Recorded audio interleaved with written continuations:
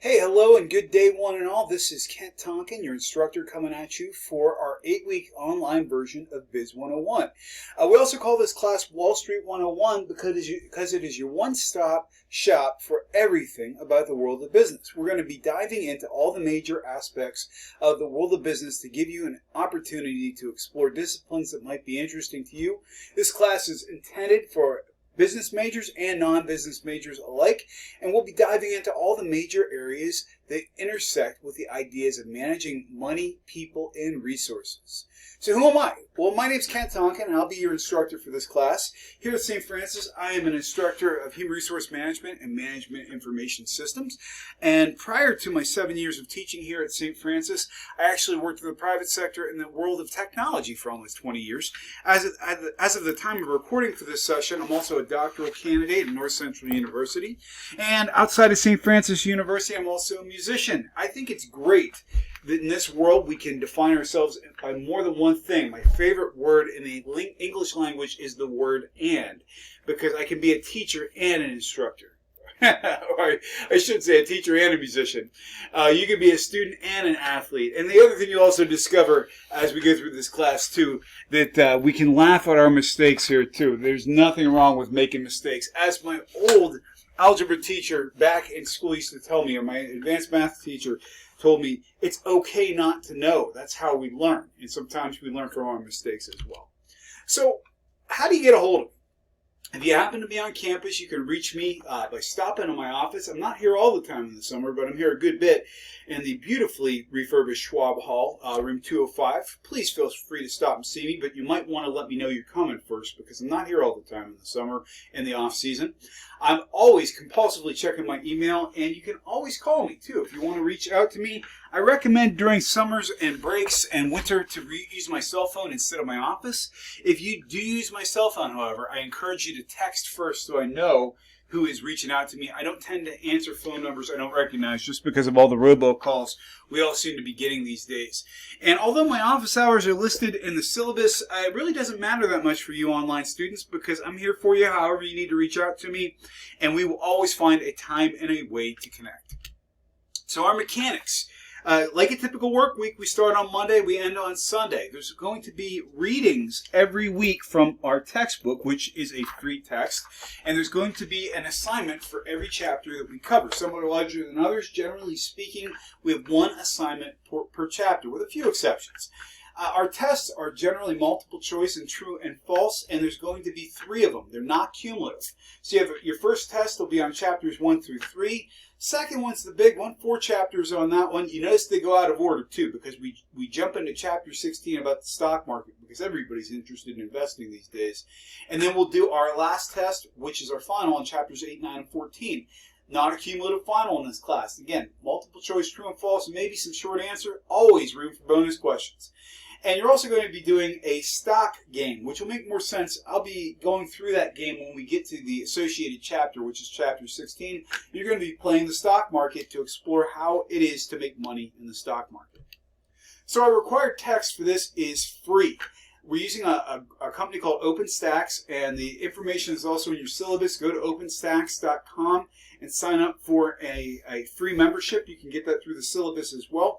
But if you're like me and you still like to have hard copy, you can buy a low-cost hard copy, either hardcover or paperback. I have the paperback myself. I think it costs me around $30, which even for a textbook is dirt cheap. But if you don't want to spend any money, you can access it online for free. That being said, you do have to have the text and you have to read it for this class. So what about the syllabus? You may notice that the syllabus is about the size of the Gutenberg Bible. It's about 30 pages. Why do I put so much detail in the syllabus? I like surprises for birthdays and for Christmas. I don't like surprises when it comes to classes, and I'm sure you don't either. So the syllabus maps out everything in a very detailed way. If you got a question, it's probably in the syllabus. That being said, if you ever have a question, you're always free to reach out and contact me, especially in these accelerated type classes. It's a lot of information that we're compacting into 8 weeks here, and so I want to make sure that you know that I'm available should you need me. So how do we grade in this class? Well, you're going to be taking 3 tests, and those count for 45% of your grade. Roughly, 20% each. When I say 20%, it actually adds up to, between your tests and your homework, adds up to about 90% of your grade, and your stock portfolio is 10%. We're going to be talking about that as well. So in reality, your tests are not 60% each; they're 20% of 45%. So I apologize for my bad math there, but it all adds up, because it all adds up to 100%. Your final grades, in accordance with the School of Business standards, are as follows. You got to get a 93 in this class if you want an A, but an A is very attainable. Keep up with the work, participate. You'll be able to be well situated in this class. So there's a standing extra credit opportunity even in the online version of this class.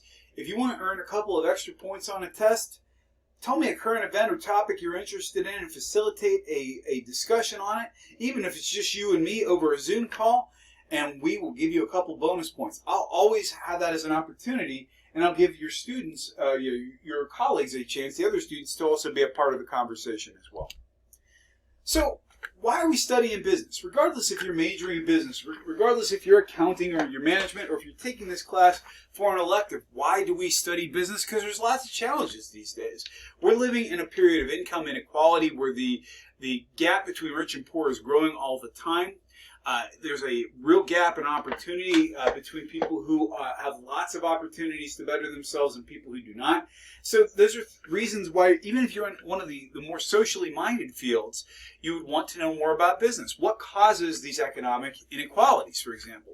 The pandemic has turned business on its ear in the last year, and these pandemic effects are not going to be limited to 2021. They'll be with us for some time because they've changed the way we do business.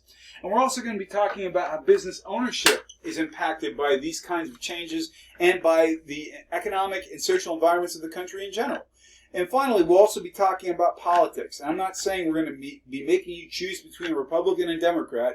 We're going to be talking about how the law and politics and political trends actually intersect with the world of business. So these are all important things. So why should you study business? Well, maybe you want to be a manager. Maybe you hope to take over the family business or open your own someday. If we're working in any kind of field, whether you're working in for or nonprofit, very few businesses are local only. We've got ties to the entire world. At this point, we're in the middle of a ketchup shortage because of the pandemic. Who could have guessed that? So the economy is no longer local. We're all tied and globally connected. And with this entire situation, we've got ethical issues to think about aplenty. And so we'll talk about how ethics affect business and how business affects ethics and how we can be better leaders by being more ethical. And at the same time, competition between countries and companies is getting faster, not slower. So what are some of the hot issues we're going to be talking about? Well, technology is changing everything. A lot of jobs are going away. There are some estimates that say as many as 50% of the jobs that currently exist will not be needed 10 years from now. So what do we do with all these people? Right now we're in the middle of cleaning up a pandemic, but more people are working remotely. How do you manage those folks? How do we globally compete when sometimes it feels like the deck is stacked against us, for example? What about the effects of climate change? I know a lot of people will debate whether or not it's man-made. That's not the purpose of this class. This class will, however, address the idea that climate change is something that is affecting the way we do business. And we do have a lot of volatility. We've got trade wars going on right now. We've got competition between countries, which causes conflict. At the same time, we've got countries that are coming into their own. If we look at the continent of Africa, it's going to be one of the most powerful players in the global economy in the 21st century. And that also plays into the idea of income inequality. Are there opportunities to do things that create better economic scenarios for everyone? Well, here's an example of how the economy's been affected by global and current events. If any of you are fans of the company REI, they make amazing outdoor gear. A lot of people have used their tents and other kinds of camping gear. REI was all set to open a multi-million-dollar facility in downtown Seattle right when the pandemic hit and everybody started working from home. So all of a sudden, the folks who were thinking about investing all this money realized that they didn't need to spend this kind of money on a corporate headquarters, which had become irrelevant. So all of a sudden, if your entire staff is working from home, why are you going to put this kind of money into albeit a beautiful but now somewhat useless facility that went back on the market. That's how quickly this stuff can change, guys. At the same token, guys, because this is a business class, business is also about networking. I'm going to be asking you for this class, actually for this very first week of the class, to be creating your own LinkedIn profile. You'll find the instructions in our Canvas course as well. And by the way, this Canvas course is where you'll get all of your content, but there's going to be an assignment that requires you to start building your business network. So take advantage of that, and even if you choose not to use it after this class, I certainly hope it will become a good resource for you, so it's part of this class as well. That's our introduction, guys. We're going to be diving into Chapter 1, and I look forward to working with you this entire semester. This first chapter really dives into what the basics of the world of business are all about and the key concepts you need to understand all the other disciplines. So let's dive in. What are our outcomes for this class? We want you to understand the different types of business, such as for a nonprofit. We're going to be talking about the business environments, which will tie directly into an assignment you're going to be doing for this class. We're going to be talking about the different economic systems between communism, socialism, and capitalism, and blended economies. We're also going to be talking about things like economic growth. How does that affect our economy? What is our GDP actually? What is our gross national product, and why is it important? Gross domestic product, I should say, GDP. What about monetary and fiscal policy? What are those terms and how do they affect us? We're also going to be talking about basic terms of economics. You also will be taking econ classes if you're a business major, but we'll be getting into the basics of micro and macro economics and what is shaping our markets. We'll also finally be talking about some of the global trends of business as well. So this chapter really serves as the intro for the entire class. So let's dive in. By the end of this section, you should be able to explain some basic concepts, including what are the factors of production, what's the difference between revenue, cost, and profit, and what's the role of an entrepreneur. So let's talk first. Business. A business is any group or entity or individual who makes a good or service. And generally speaking, we want to do so at a profit. Now, not all companies are immediately profitable. If you read about Amazon, they weren't profitable for their first decade of existence. We do have nonprofit businesses as well. What are goods? Anything we can touch or interact with is a good. But we're also getting into services now too, and services are the fastest growing part of the economy because at this point, more and more of the things we're doing are based on intangibles. Think about the online economy. Think about the way we rely on smartphones and apps. By the way, that's what killed Toys R Us. So why are the lines getting blurrier? Because we're basing more on information. We're into a world now where instead of getting packaged goods, we may be 3D printing them at home. So the next big thing is the information economy as a total, which is a service economy. So what are nonprofit organizations? Anybody whose goal is not to make money is a nonprofit. Now we've got, for example, educational facilities. St. Francis is a 501c3 nonprofit. Our goal, our purpose for existing as not-profit is the betterment of students and society. So you're answering not to shareholders, but to stakeholders, constituents. What's different about working for a non-for-profit? Well, your potential for personal gain from an economic standpoint is lower. People who work for nonprofits generally don't make as much money as people who work in for-profit industries, but we do so based out of a passion or a desire for the betterment of society. Doesn't mean if you work for a for-profit that you have a less noble goal. It just means you have a different goal. And those of us working in the nonprofit industry, for example, may have more philanthropic or societal-minded goals in mind. So then we get into revenue versus profit. We talk about both concepts. And by the way, revenue and profit are not the same thing. And revenue, for example, can look great, but profit can be non-existent within the same company, like Amazon. What's the difference? Well, revenue means how much money you're bringing in, and profit means how much you have left after you pay the bill. If you're operating at a loss, if that means you are spending more money than you're making, that was Amazon.com for their first decade. That's Uber even right now. Some of the biggest, most quote-unquote successful companies in the world still aren't profitable, which is becoming a real challenge in the 21st century digital economy. So we also talk about the concept in any business there is risk. As we talked about, Amazon hasn't always been profitable. So why do people keep putting money into Amazon? Well, because they saw the future. They saw that eventually This concept was so great that investors would realize a great return on investment, so they kept investing. Current tech giants, we talk about Uber, we talk about Lyft, we talk about any number of tech companies. A lot of these companies still aren't profitable. And guys, sometimes mistakes can turn into big things. We talk about the story of the Post-it note, and I'll be posting this video for you sometime this semester. The Post-it note is based on a mistake. There was a gentleman who worked for 3M, a chemicals company, who came up with an adhesive that was supposed to be a superb adhesive. It turned out it didn't stick very well at all.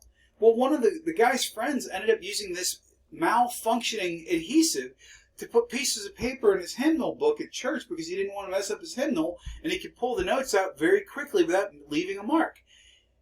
That was the idea for the Post-it, so that we could have an adhesive that didn't work well, but worked well enough to temporarily post things to areas where they'd be useful. So even a mistake can turn into a huge reward eventually. Well, any country that wants to be involved in global business or business at all at that point has to have 5 factors of production.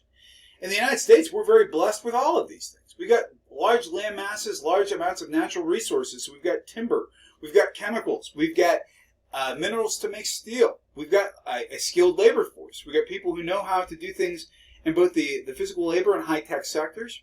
We've got investment capital, which means money to put in. We've got entrepreneurship, which are people who are willing to take a risk to make a new company, to come up with a new idea. And we've got knowledge. We know how to do these things. Now, if we look at different countries, everybody has got a different level of all of these things. For example, if you're in Japan, a very high-tech country, they've got a skilled labor force, they've got lots of capital, they've got all of these things, except very little land or natural resources. They have to import almost all of their natural resources and many of the things they need on a daily basis. So we're very fortunate compared to a country such as Japan. Now, if we go to the continent of Africa, that has large amounts of natural resources, lots of labor, but they're lacking capital. They're lacking people who have the money to invest. So that's opportunities for foreign investment. So there are lots of ways to look at all of these things, but those are the 5 factors of production. So we talk about entrepreneurship. What exactly is an entrepreneur?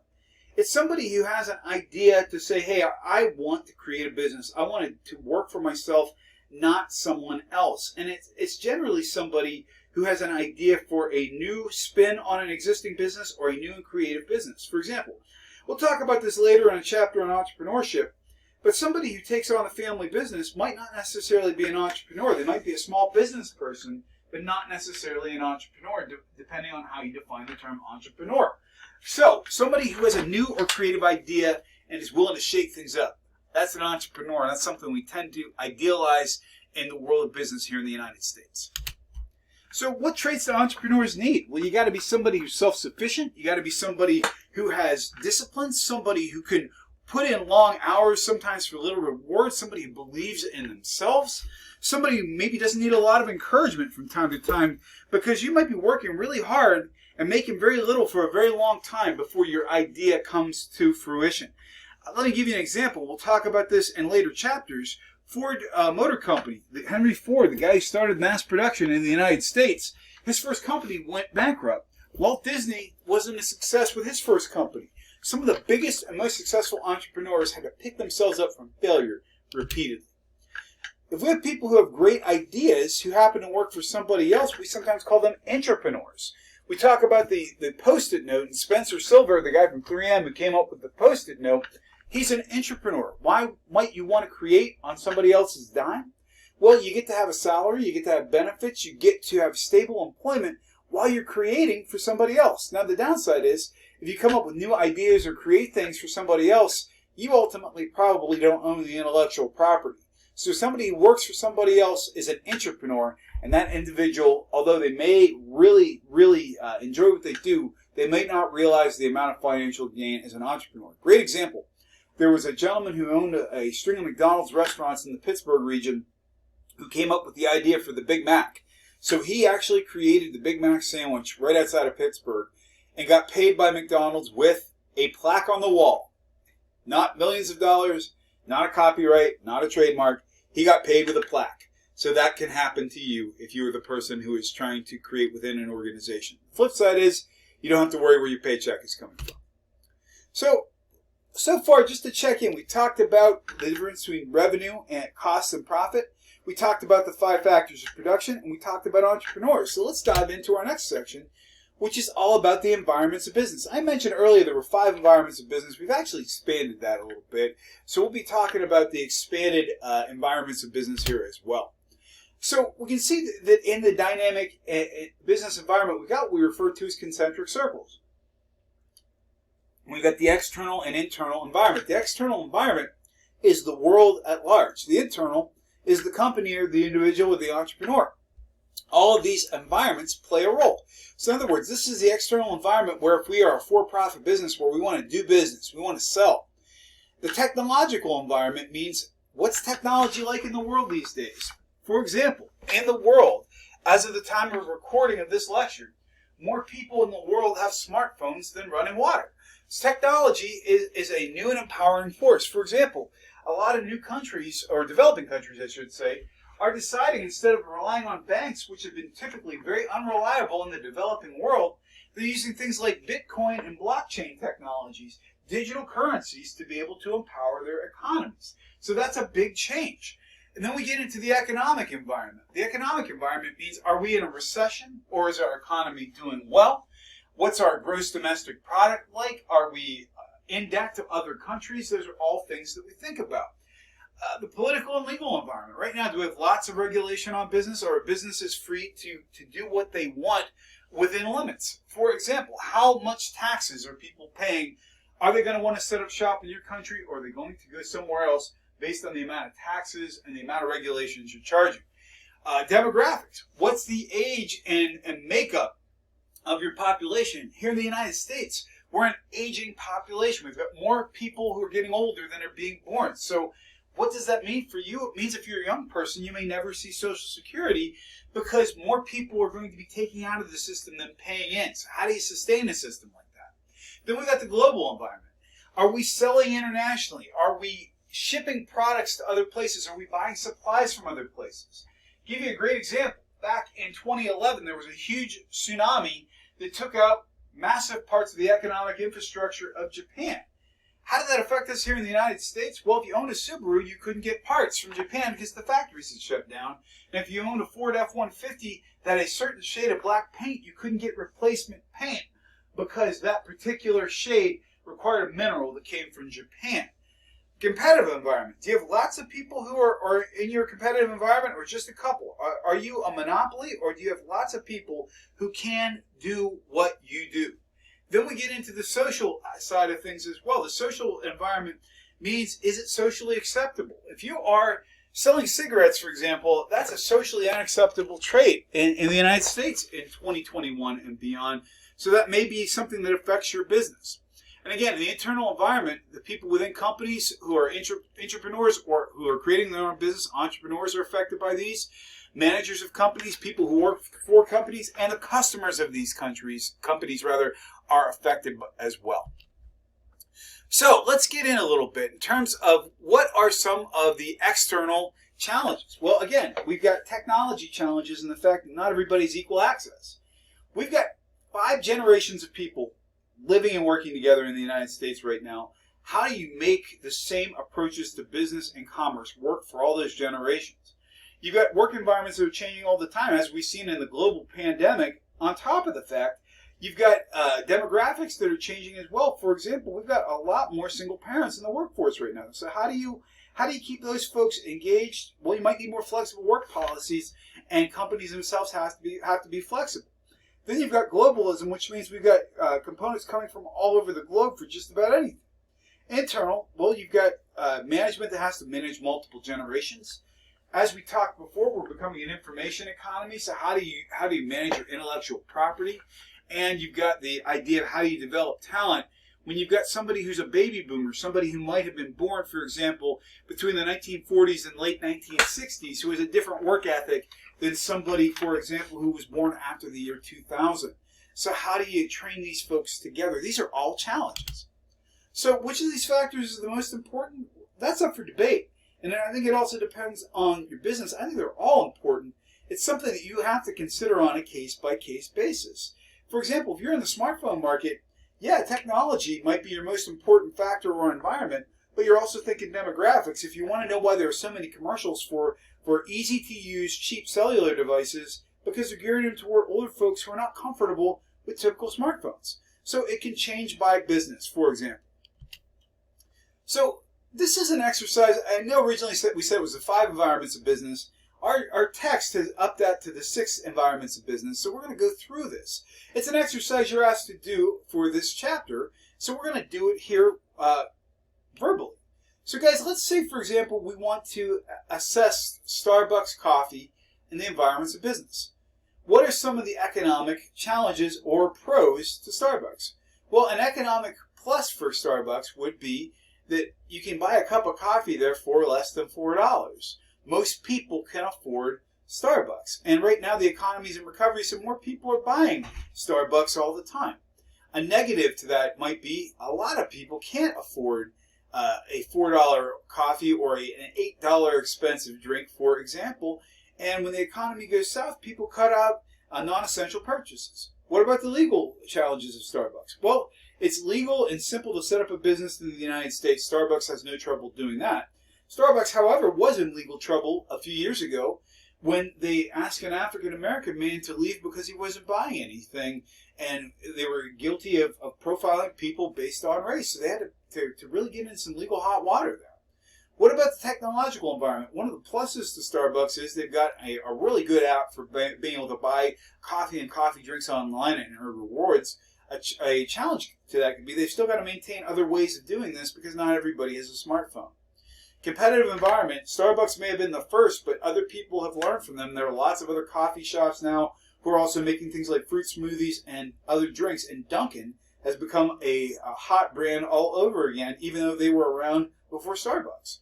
Then we get into the social aspects. Again, Starbucks faced some challenges from people who were concerned that they were promoting too much Christmas stuff a few years back by their Christmas-themed or holiday-themed mugs, and then they went non-Christmas or secular, and also caught grief from other groups on that. So they're such a visual brand and such a well-known brand. Anytime they make a statement on anything, it can be a positive or a negative. A positive in the social environment, however, has been that Starbucks has been offering free college courses for people who work for them, for example.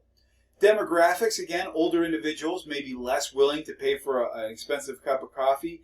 And despite the fact that Starbucks was guilty of doing some demographic profiling, race profiling, they were able to come back from that and show that they had learned from their mistakes, so maybe even turned a positive or negative into a positive. What about the global? Well, the global side is there in multiple countries. Many places in the world have a Starbucks. One of the challenges is that we're sourcing coffee from more countries these days, and we are actually seeing a looming coffee shortage. So that could be a global challenge for them in the years ahead. What I just did was give you some pros and cons in terms of the environments of business that are a pretty good example of what you could do for this week's assignment as well. 2 positives and 2 negatives for each of those environments. So all these things also globally go into what we refer to as a standard of living. What's a standard of living? It means how well can you live? How much can you afford? What can you buy versus what can you afford? Are you living on credit? Right now, in the United States, we have a fairly positive ratio. Most people can earn enough in this country to be able to get by. Here's the other thing too, guys. Other countries have higher standards of wages, actually, than the United States, but oftentimes people have less money left in their pocket. Why is that? Well, we have relatively low taxes compared to the global community. Most people in the United States, if you are a middle to a middle-high income earner, you'll pay probably around 30% in taxes. That means for every $100,000 you make, about $30,000 of that's going back to the government. Nobody likes to see that happen. But if you live in countries like the UK, you might be paying over half of your income in taxes, meaning if you were making the same wage in the UK that you're making here, you're actually making about 20% less money at the end of the day because you paid it out in taxes. The flip side is you get better benefits. So it all depends what your opinion is in terms of what kinds of government-provided benefits you'd like to see or like to have. But that's what determines our standard of living. So what country in the world has the highest standard of living? Can you guess? Well, according to the World Economic Forum, They have said that the country of Norway has the highest standard of living in the world. And what did they base that on? They basically said that in terms of overall wellness, in terms of access to medical care, good clean water, for example, affordable housing, life expectancy, the idea of freedom of choice in their elections, and general tolerance for others, Norway was the top country for 2019. That's the most recent ranking. The U.S. came up 26th. Now, this is somewhat subjective. So I'm not saying that you should take this to the bank and agree with the World Economic Forum, but it gives you a lot to think about. So I would remember, for purposes of the exam, however, that the World Economic Forum did, however, say that the United States was not number one, that Norway was. How we define quality of life is highly subjective. What we're seeing now, for example, baby boomers, people who were born between the 1940s and the late 1960s, tended to work a lot. They put in long hours. They dedicated themselves to their companies. People who are coming up in millennial and Gen Z generations right now are looking less for careers that are all-consuming and looking more toward quality of life outside the workplace. So how you define quality of life is a highly subjective matter as well. Do you want a family? Do you want a house? Do you want a big house? Do you want material things, or do you want experiences? Again, this varies by generation and by person. Other things that are changing. We're seeing more women in the workplace these days. That's a change that has been in the works for some time. And females and males, however, we're seeing more single parents. What does this mean for employers? Generally speaking, females are more likely to be single parents than males, but regardless, people want more flexible workplaces, maybe even employer-provided daycare, or the ability to get out of work on a flexible schedule to pick up your kids. We have more older people who are re-entering the workplace. Why is that? Well, in 2008, we had a lot of folks who were planning on retiring, and the economy went south in the housing crisis, so they had to continue working to replace what value they had lost. Same thing happened in 2020. We had a lot of people who were getting ready to retire as well and lost money temporarily in their 401ks and retirements and decided that they had better work to reestablish their wealth. People are living longer, they need health care, and they need something to do. We're also seeing that the United States is increasingly becoming less white and more diverse. The fastest growing ethnicity by category will be people who identify as Hispanic. So we're seeing more people of non-white races who are taking over dominant spots in terms of total numbers in our economy, and more people are doing business globally all the time. So just to do a quick check-in in terms of the internal external environments, we talked about the environments of business, not the 5, but the 6. We're talking about how some of these economic factors have affected businesses and what's going on with demography and how it's changing the way we approach the business world.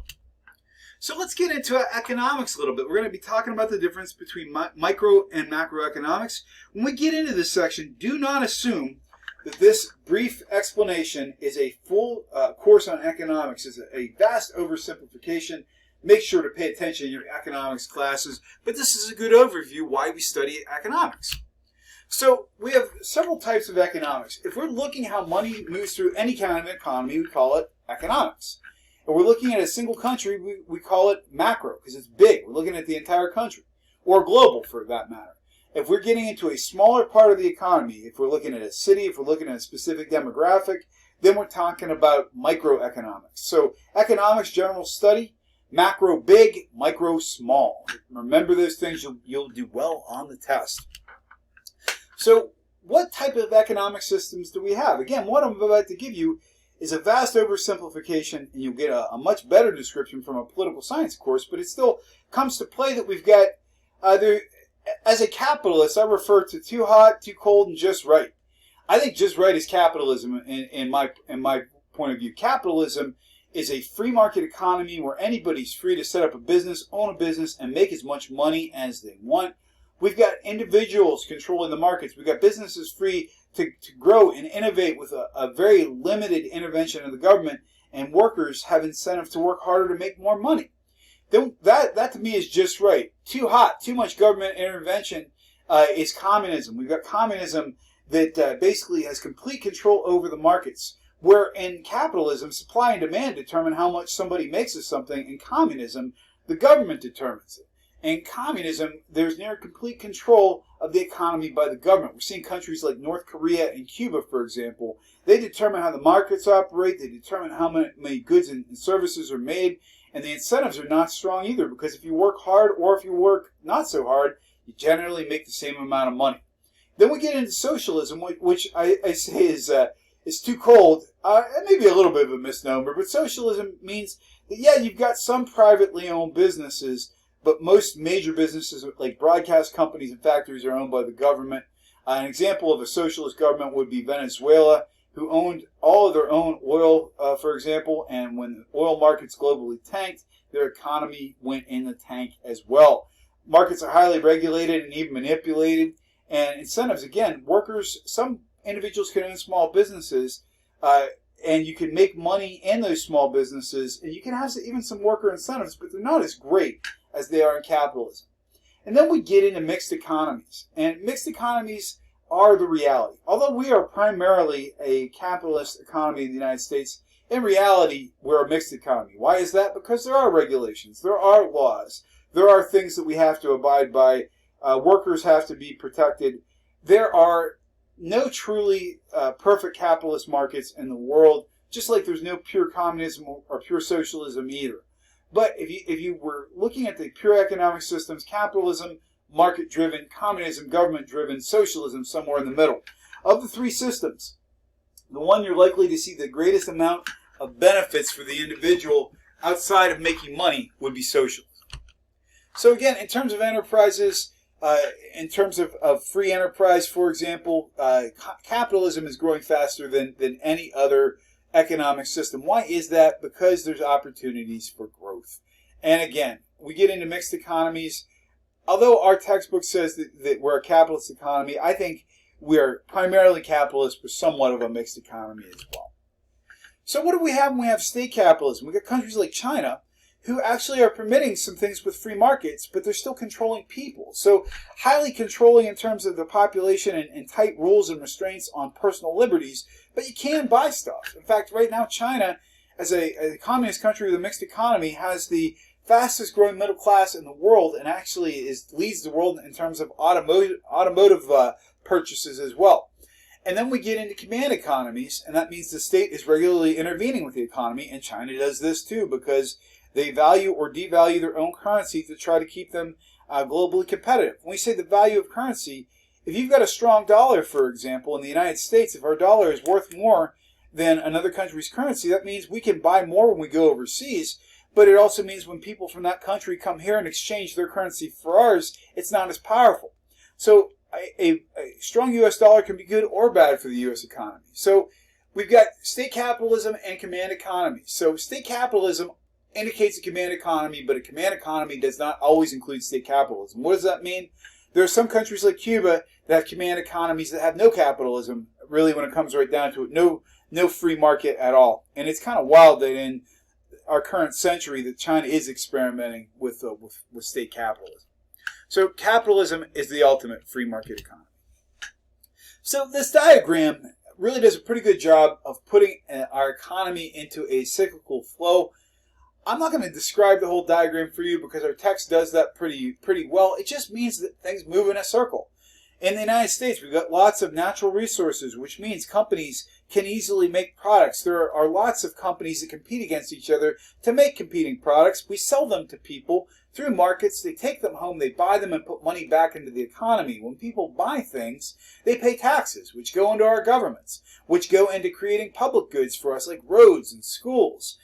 So anytime we buy something, we pay tax. We pay tax, it goes into our governments. Our governments hopefully give us benefits or at least services back to us, roads, police, all these things.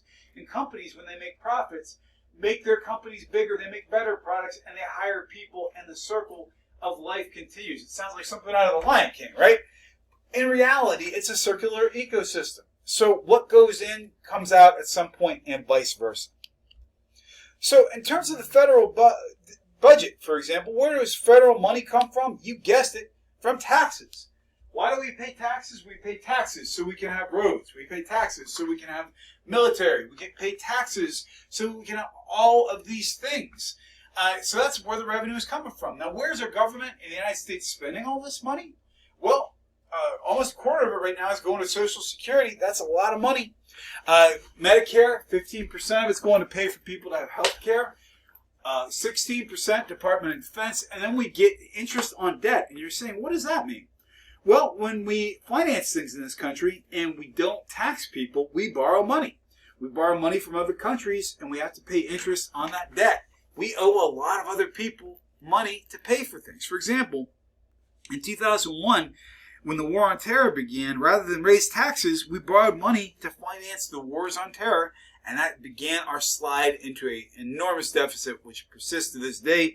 We have not had a balanced budget in the United States, or a surplus, since the year 2000. So where do taxes go? They go into your police department. They go into your schools. They go into your school lunch programs. They go into anything that we collectively use or have access to. How do you think taxes should be spent? That's a very personal decision as well. And that's also an intersection between business and politics. People who tend to believe the government should be bigger and provide more services tend to go on what we refer to the more democratic side of government. People who are more into lower taxes tend to be Republicans. Those are not conclusive political designations, and that statement is not a denouncement or a slam on either party. It's basically where those parties have come out. Typically speaking, the Republican Party has been the pro-business party.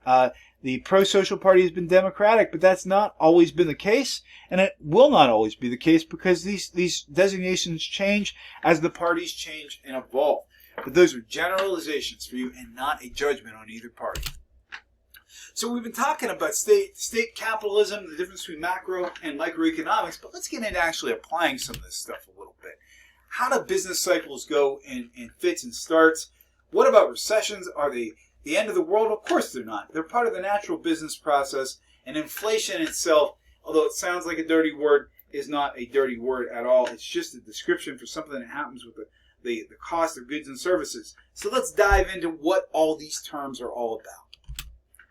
So the first concept we need to be familiar with is something we call GDP, and that stands for Gross Domestic Product. That means if our economy were blood vessels, how much blood is moving through those blood vessels? That's our gross domestic product. So it's the total amount of money moving through an economy. Right now, in fact, by the time you see this, our economy will probably be closer to about 22 or 23 trillion. But right now, we're over 20 trillion. We have the largest economy in the world. But China's catching us quick. They leapfrogged Japan several years ago. Right now, their GDP is at 14 trillion. So, yeah, we got competition on the world stage. So what are the stages in a business cycle? Well, you've got the first stage, which is what we refer to as an economic boom. That means something's happening to make the economy expand. Maybe in the 1800s we struck gold, or maybe in the 1990s, for example, we had a tech boom, or maybe in the early 2000s we had a mobile or a cellular phone boom. Everything goes gangbusters and everybody is making money.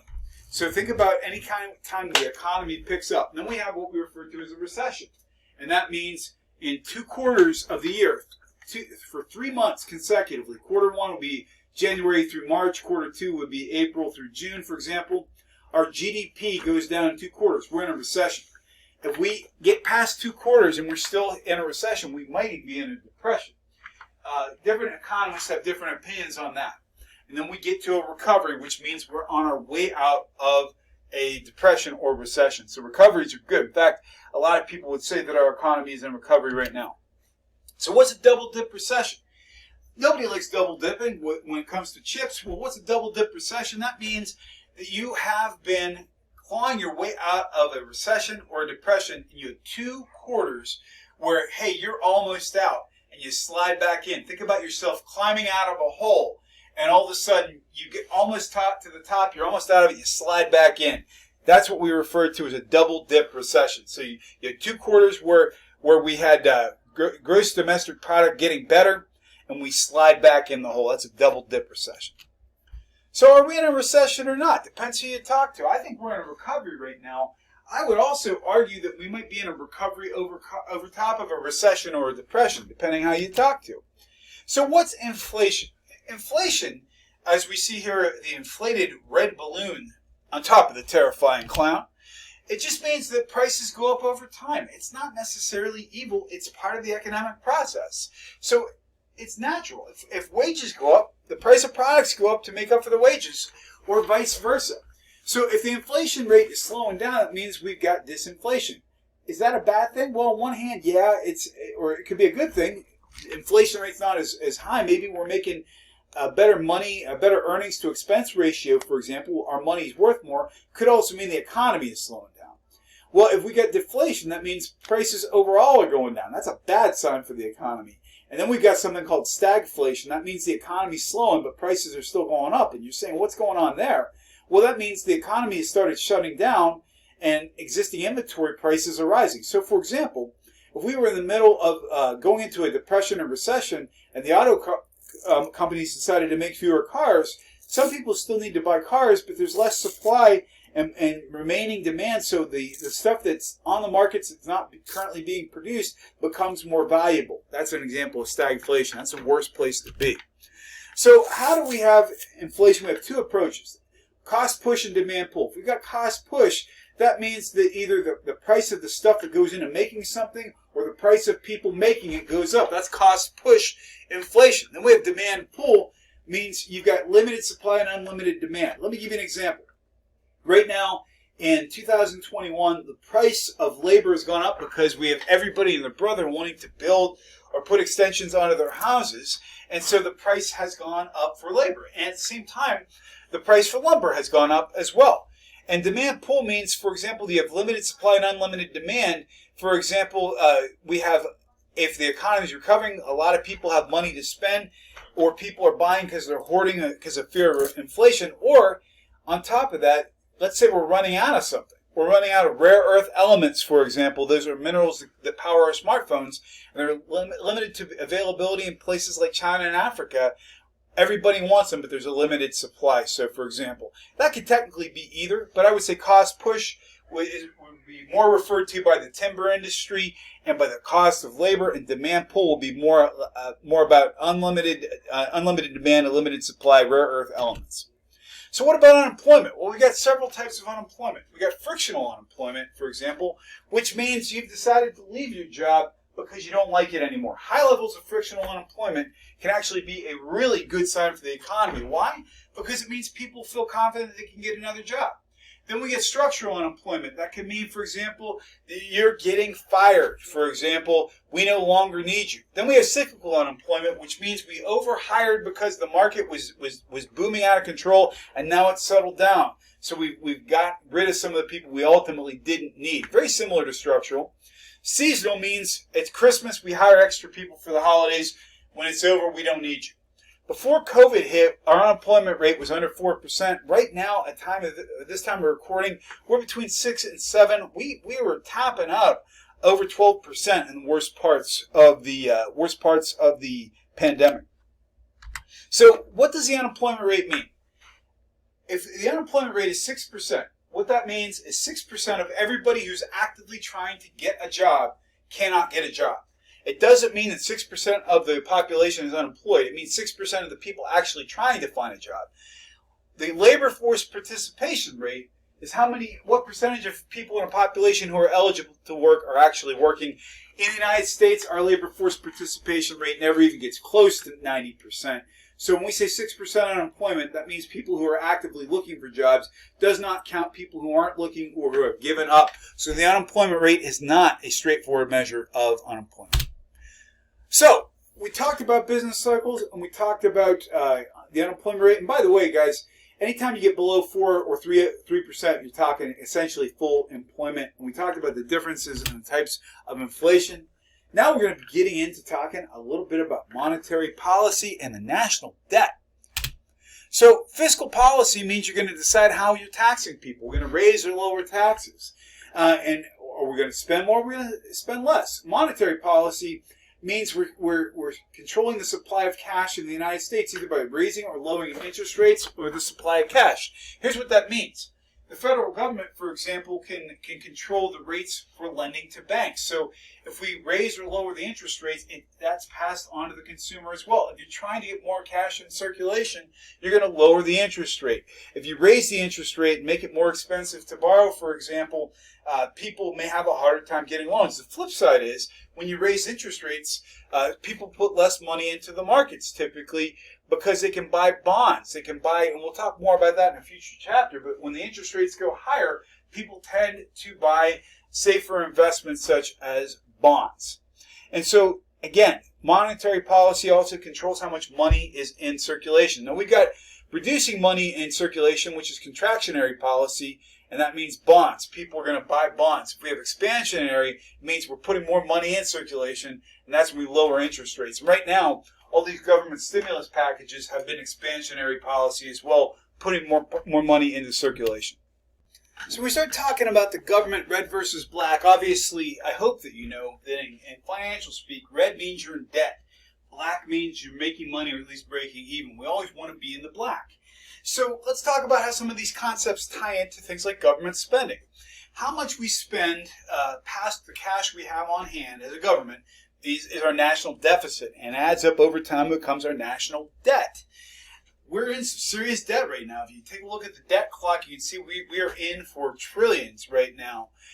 On the rare occasion that we actually have more money than we're spending, we're in the black. We call that a national surplus. We haven't had a national surplus since the year 2000. So most of the people who are watching this lecture right now will not have been alive the last time we had a national surplus.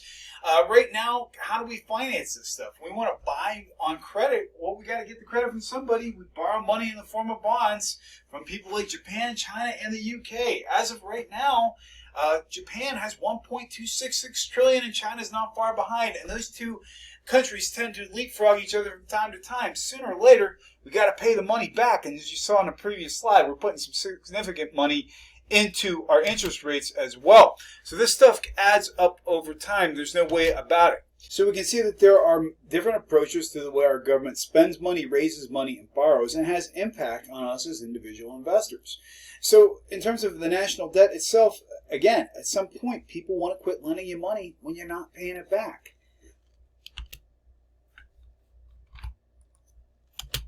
So let's get into the idea of how supply and demand actually work. What we're going to be talking about here fundamentally is capitalism and how we reach what we refer to as an equilibrium point where supply and demand tend to meet. Some of these charts can seem a little confusing. My biggest point that I want you to see on these next several slides is that supply and demand are interactive concepts, and they're not always completely linear. Let's say, for example, that we know, for example, from experience, from running a snowboard shop, that if we get a particular jacket in, if we get $100 a piece for these jackets, if that's what we're charging, we know that we can sell 600 of them. We know from previous experience at $100 a piece, we can sell 600 of these jackets. We refer to that as a demand curve. You can see, for example, if the price moved up to $125, for example, the number that we'd sell would go down. And every time we go up, it tends to go down a little more. The more that we charge, the fewer jackets we would likely move. And again, that's a demand curve.